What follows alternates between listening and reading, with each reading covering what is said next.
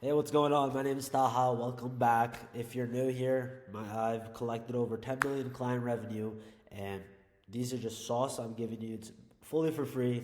That way you can make money, and on top of that, after you make money, you work with us, right? So, look, this is how you actually onboard a sales rep onto your system to make sure that everything is going smooth. First things first, like this is the 5 phase onboarding roadmap, right? There's usually takes 5 to 30 days to onboard them and fully be integrated into your system to make sure that they're fully into your system, making deals and understand your offer to a big degree. Because one, you need them to be a good sales rep, good skills, good mindset, all of that. At the end of the day, they need to also know your offer, your product, all of that to make sure that everything aligns. And when someone asks them buying questions, instead of not knowing what to say, not knowing what to answer them with, they're very sharp and they know what to say, and then they give them the information that that client needs to potentially buy.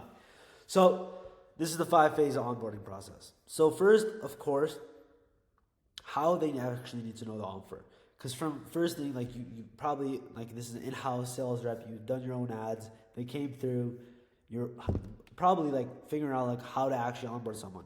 So one, you gotta tell them the core offer. Usually that's through the ad. After they fill out some forms, they understand the offer, all that. The transformation story, like where your client avatar is, like specifically these client avatars, and how you can actually help each client avatar and how you can actually appeal to each avatar. Because the best way you can actually close someone or have a closer close someone is understand the avatar and what risks as well as what benefits come from it.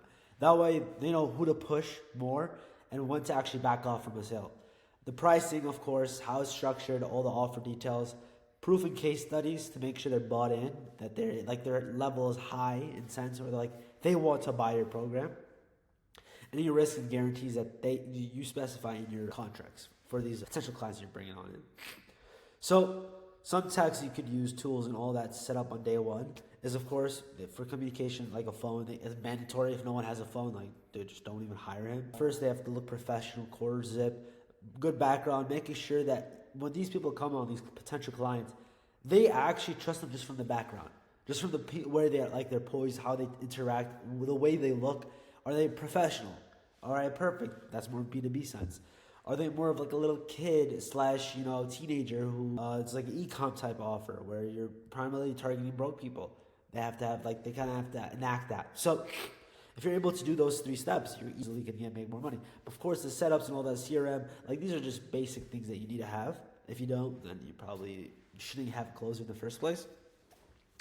As well as a script from like when you close or from previous closers, basically getting the outcomes. Where you're like, okay, what you need to do is get these outcomes for this specific client, because this specific client, when I asked them these questions and I got this information, usually I can help them the best way. So these questions are usually just ways to help the prospect slash client make a rash decision. Because if you can understand that if these people are the right fit, boom, the closer can understand how to close them, who to close, and if they should close them.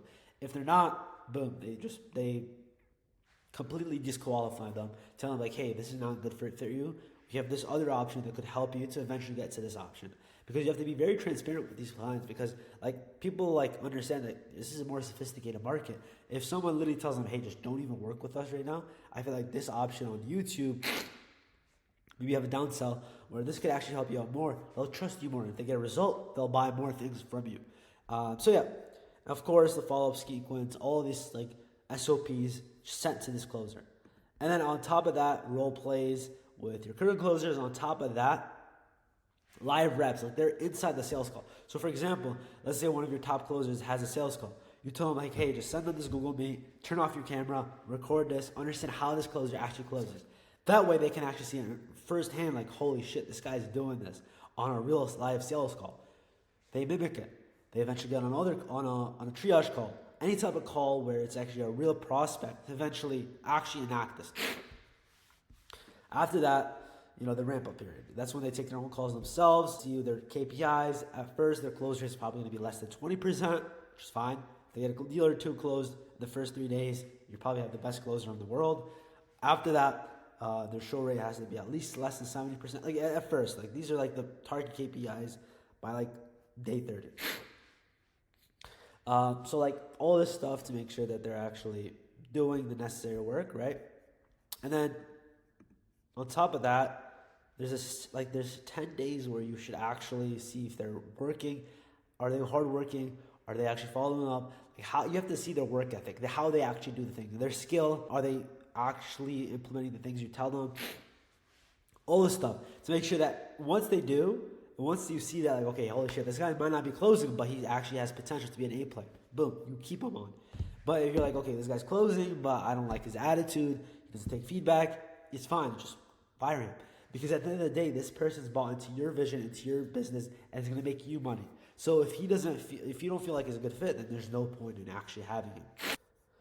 And of course, these are like the compliances, like the daily and EODs and all that. Like I understand, like people, like sales reps, even myself, I hate EODs when I was. And like at the end of the day, you can't really have a sales rep doing EODs every single day, be accurate, and actually tell the truth. So the best way you can do this is hire a VA or two, V3 VAs, and let them go through the sales reps calls, have them track all things that they're doing on a day-to-day basis, hourly basis, to really just be on these closers.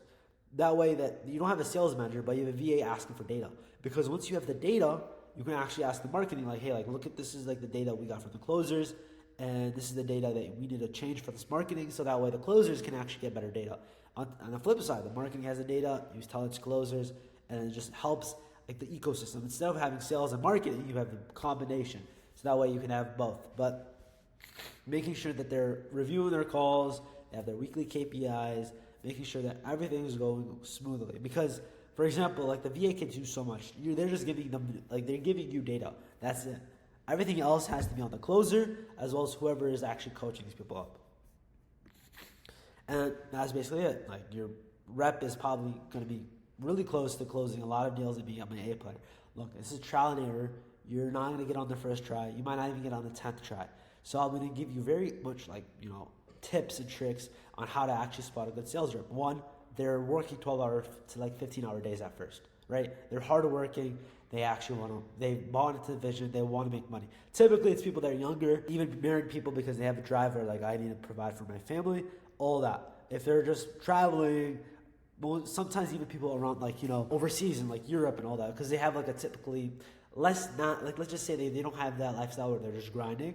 They just like to travel and do random shit. Because I've worked with offers where they're European and all that and just super slow. So it's just these are just general terms. Like Asians usually are the best type of reps because they work the hardest and they make the most money.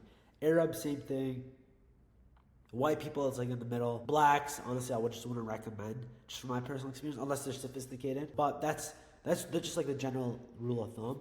And once you're able to do that, once you're able to generalize, understand these little things that you can see from these sales reps, from your offers, from your clients, then you can eventually have foresight. Iman Gadzhi says the best that once you're able to understand these things where you're okay, I have the hindsight, insight, and I have foresight, where I'm okay, I can understand how this rep is going to actually work out because of this previous data.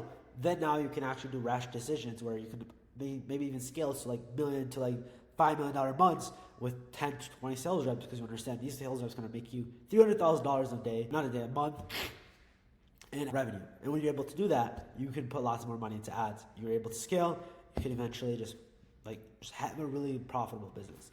But yeah, that's pretty much it. And look, if you want to work with us, we have a link below where you're able to actually apply, see if you're approved. And if you are, we'll happily have a call with you, see if you're a good fit, and we'll pitch you our product. But if not, don't worry, this videos will help you a lot. And yeah, have a great day.